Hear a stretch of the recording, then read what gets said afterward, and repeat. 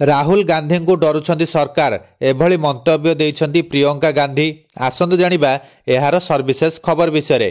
कांग्रेस सांसद प्रियंका गांधी मंगलवार बीजेपी एवं राष्ट्रीय स्वयंसेवक संघ तथा आरएसएस को टार्गेट करिछंती। से अभियोग करिछंती जे उभय बीजेपी और आरएसएस रो आदर्शगत कापुरुष, किंतु कांग्रेस देश पई जीवन देबाकू प्रस्तुत। जय बापू, जय भीम, जय संविधान रैली को संबोधन करी प्रियंका गांधी दाबी करिसेंती जे केंद्र सरकार राहुल गांधी को भय करुछंती, कारण से संविधान पई लड़ुछंती। कर्णाटक रो बेलगावी रे प्रियंका गांधी कहिसेंती संविधान एक पुस्तक नुहे बरं लोकमानक सुरक्षा ढाला।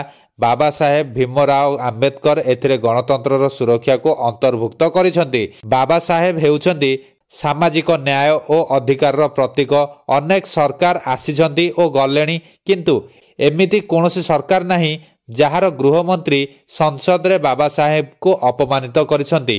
स्वाधीनतार एते वर्ष पर कौन केही भाभी थांते जे 1947 रे देश स्वाधीनता पाई नथिला।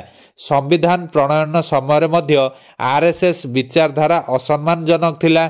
एही विचारधारा संविधान विरोध रे अभियान चलाइथिला। देशर गृहमंत्री बाबा साहेब और गणतंत्र को अपमानित करिसेंती। जेउमाने स्वाधीनता पाई निजर जीवन बलिदान देइछंती सेमानकु सेमाने अपमानित करिसेंती।